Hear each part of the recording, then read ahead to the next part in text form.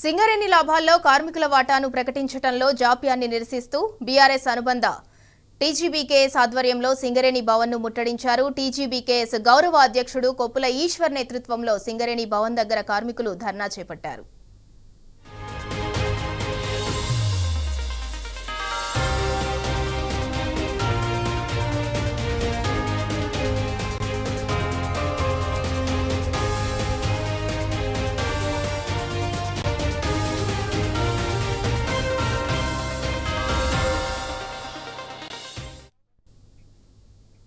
సింగరేణి లాభాల్లో కార్మికుల వాటాను ప్రకటించడంలో జాప్యాన్ని నిరసిస్తూ బీఆర్ఎస్ అనుబంధ టీజీబీకేఎస్ ఆధ్వర్యంలో సింగరేణి భవన్ను ముట్టడించారు. ఇక ఇదే అంశానికి సంబంధించి మరింత సమాచారం మా ప్రతినిధి అరవింద్ అందిస్తారు. అరవింద్,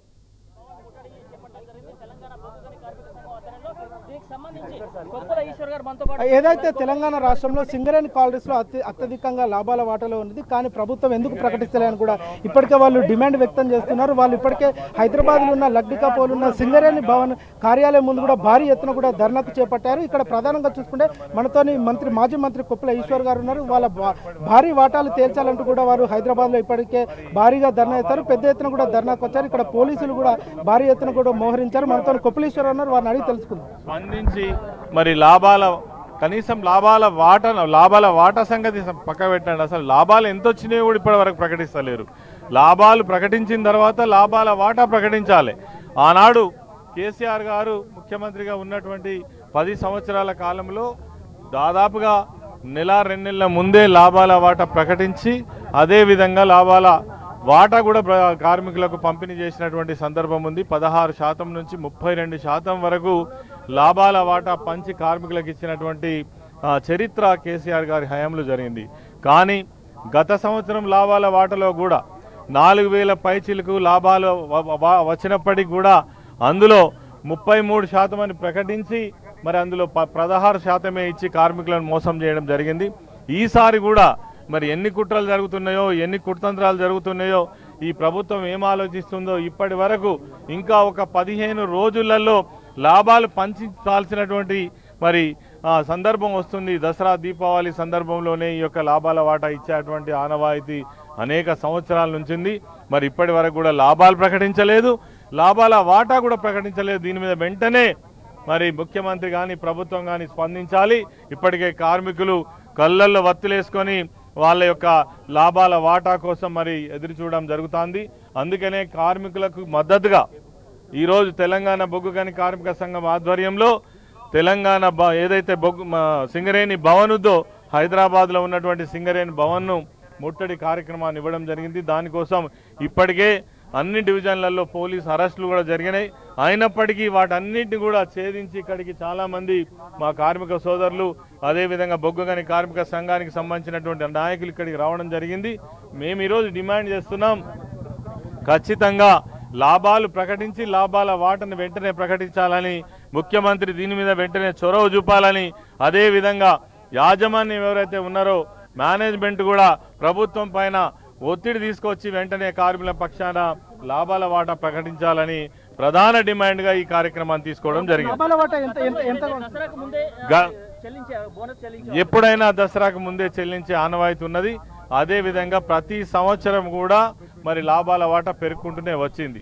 16% నుంచి 32% వరకు బీఆర్ఎస్ పార్టీ అధికారంలో ఉన్న సమయంలో కేసీఆర్ గారు అందించడం జరిగింది. పోయిన సంవత్సరం ఏదైతే ఉందో 33% ప్రకటించి 16% మాత్రమే ఇవ్వడం జరిగింది. అదే ఐఎన్టీసీకి సంబంధించిన నాయకులు కావచ్చు, ఏఐటీసీకి సంబంధించిన నాయకులు కావచ్చు, ఇప్పటికే చెప్పిండ్రు, ఎన్నికల సమయంలో చెప్పిండ్రు 35% లాభాల వాటా మేము ఇప్పిస్తామంటేనే ఆ రోజు కార్మికులు ఓట్లేసి సంఘాన్ని గెలిపించడం జరిగింది. ఇవాళ మాట్లాడతలేరు, ఒత్తిడి చేస్తలేరు. ఐఎన్టీసీ అయితే వాళ్ళ ప్రభుత్వమే ఉన్నది, వెంటనే వాళ్ళ మంత్రుల పైన కానీ ముఖ్యమంత్రి పైన కానీ ఒత్తిడి తీసుకొచ్చి వెంటనే లాభాలు ప్రకటించి లాభాల వాటా ప్రకటించాలని కార్మికుల పక్షాన తెలంగాణ బొగ్గు గని కార్మిక సంఘం డిమాండ్ చేస్తుంది. దానికోసమే ఈరోజు ఈ ముట్టడితో పాటు సిఎండి గారిని కలిసి ఈ మెమోరాండం కూడా ఇవ్వడం జరుగుతూ ఉంది. ఉదయం సమయం నుండి పోలీసులు భారీగా అరెస్ట్ చేస్తున్నారు, దానికి మీరేం చెప్తారు? అంటే ఇది న్యాయమైన కోరికనండి. ఇదేదో మేము అక్రమం కాదు, మాది రిజిస్టర్ సంఘము. ఇదివరకు 2 సార్లు గెలిచినటువంటి సంఘము, కార్మికులకు అనేక హక్కులను సాధించి పెట్టినటువంటి సంఘము. ఈరోజు మేము కలవడానికి వస్తామంటే కూడా నిరోధిస్తే, పోలీసులు అరెస్ట్ చేస్తే దానికి ఏం చేస్తాం? ఇప్పటికే చాలా డివిజన్లలో మా నాయకులందరినీ కూడా అరెస్ట్ చేయడం జరిగింది. ఇక్కడ ఇంత బందోబస్తు కూడా అవసరం లేదు. ఏమంటున్నాం మేము? మా న్యాయమైనటువంటి కార్మికుల హక్కు ఏదైతే ఉందో, ప్రతి సంవత్సరం వచ్చేటువంటి లాభాలు వచ్చినాయని చెప్తా ఉన్నారు. ఎంత వచ్చినాయో చెప్పండి. లాభాల వాటా మీరు ఇచ్చిన 35% ప్రకటించేటువంటి ఏర్పాటు చేయండి అని కోరడానికే వచ్చినాం. దానికి పోలీసులు ఎందుకు, నిర్బంధం ఎందుకు, అరెస్టులు ఎందుకు?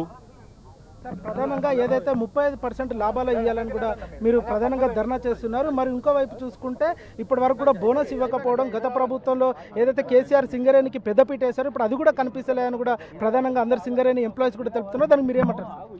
ఈరోజు తెలంగాణ బొగ్గని కార్మిక సంఘం ఒకటే డిమాండ్ చేస్తుంది. మేము 2024-25 ఆర్థిక సంవత్సరంలో కష్టపడి కార్మిక వర్గం అంతా మా శ్రమనంతా ఈరోజు దారబోసి ఈరోజు 69.5 మిలియన్ టన్నుల ఉత్పత్తి తీసుకొస్తే దీని మీద 6,000 కోట్లు 9,000 కోట్ల రూపాయల లాభాలు వచ్చినాయని చెప్తున్నటువంటి యాజమాన్యం ఎందుకు ప్రకటించట్లేకపోతున్నారు? ప్రకటించిన తర్వాత అప్పుడు ప్రభుత్వం దాని మీద ఎంత శాతం ఇవ్వాలి అనేటువంటి, ఇప్పటి వరకు 33% వచ్చింది, దానిపైన 35% రావాలి అనేటువంటి అన్ని సంఘాలు కార్మికులంతా డిమాండ్ చేస్తూ ఉన్నారు. దానిపైన ఇవ్వాలి అనేది. ఈరోజు అభద్రతలో ఉన్నారు, ఒక భయంలో ఉన్నారు. అసలు లాభాలు ఎన్నొచ్చినాయో చెప్తలేరు, ఎప్పుడు ఇస్తారో చెప్తలేరు, ఎంత పంచుతారో తెస్తలేరు. గత సంవత్సరం 2023-24 సంవత్సరం ఆర్థిక సంవత్సరంలో 4,701 కోట్ల రూపాయల లాభం వచ్చినాయని చెప్పి 2,289 కోట్లను సంస్థ అభివృద్ధి కోసం అని పెట్టి 24-12 కోట్లు మాత్రమే పంచడం వలన 33% కాస్త అది 16% తగ్గింది అనేటువంటిది. అంటే ఈరోజు జెన్కో కానీ ట్రాన్స్కో కానీ ప్రభుత్వం సింగరేణికి ఇచ్చేటువంటి బకాయిలు ఇవ్వలేకపోతున్నారా? లేవా? చేతిలో డబ్బులు లేవా? లేకపోతే లాభాలు రాలేదా? మరి మా శ్రమ ఫలితం అంతా ఏమైంది? లేదంటే ఎందుకు ఆడిట్ షీట్ ఎందుకు మరి బయట పెట్టట్లేదు అనేటువంటి డిమాండ్తో ఈరోజు వస్తూ ఉంటే, ఈరోజు నిర్బంధం ముందస్తుగానే ఇంట్లోకి వచ్చి ప్రొద్దున్నే ఉదయమే వచ్చి ఇండ్ల నుంచి తీసుకొని పోయి మా నాయకులంతా అరెస్ట్ చేసి ఇప్పటికి ఇంకా పోలీస్ స్టేషన్లో ఉంచినటువంటి ఘటన. అంటే అరచేతిని అడ్డుపెట్టి సూర్యకాంతిని ఆపలేవు అనేది ఎంత సత్యమో, అలాగే ఈ యొక్క తెలంగాణ బొగ్గని కార్మిక సంఘం నాయకుల్ని లేదా బీఆర్ఎస్ నాయకులని అరెస్ట్ చేసినంత మాత్రాన లాభాల వాటా ఇవ్వకుండా తప్పించుకోవడానికి వీల్లేదు. ఖచ్చితంగా ఈరోజు ప్రకటన చేయాలి. ఈరోజు రేపు చేయనట్లయితే సద్దుల బతుకమ్మ వారం రోజులే ఉన్నది, దసరా 11 రోజులున్నది, ఇంకా ఎప్పుడు ప్రకటిస్తావు అనేటువంటిది. ఈ ప్రకటించేటువంటి దాంట్లో భయాందోళనలో ఉందా ప్రభుత్వం?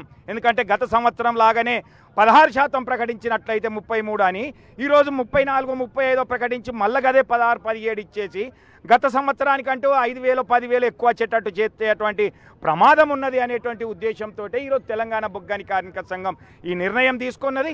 మీరు ఎన్ని అరెస్టులు చేసినా, ఎంత నిర్బంధాలు పెట్టినా ఈరోజు అదన్నీ ఛేదించుకొని ఇక్కడికి వచ్చిరు మా ఈశ్వరన్న నాయకత్వంలో ఈరోజు తెలంగాణ బొగ్గని కార్మిక సంఘం. దీన్ని చూసి అర్థం చేసుకోవాలి.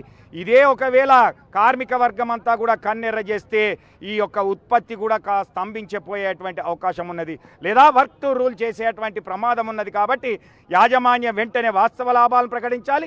దానిపై వెంటనే ప్రభుత్వం లాభాల వాటాను పెంచుతూ పనిచేయటువంటి డేట్ను కూడా యాజమాన్యం చెప్పాలి అనేటువంటిది ఈరోజు టీబీజీకేఎస్ డిమాండ్ చేస్తా ఉన్నారు. జై తెలంగాణ. ఏదైతే చూసుకుంటే లాభాల వాటా 35% వారికి ఇవ్వాలని కూడా ఇప్పటికే వాళ్ళు డిమాండ్ చేస్తున్నారు. అసలు లాభాలు ఎంత వచ్చినాయి, మొత్తం టోటల్గా ఏ విధంగా వచ్చింది, దానికి ట్రాన్స్పరెంట్గా షీట్ పెట్టాలి. ఒకసారి ట్రాన్స్పరెంట్గా మొత్తం లెక్కలన్నీ బయట పెట్టేసి ఏ విధంగా లాభాలు ఇస్తారు, 35% లాభాలు ఇవ్వాలని వాళ్ళు అంటున్నారు. గతంలోనే అంటే పోయిన సంవత్సరంలోనే 16% ఇస్తే కూడా ఇప్పటికే అందరం తీవ్రంగా ఆందోళన చేస్తామని కూడా ఇప్పటికే సింగరేణికి సంబంధించిన నాయకులు కానీ మరియు మాజీ మంత్రి కొప్పుల ఈశ్వర్ గాని కూడా ఇదే తెలిపారు. Over to studio.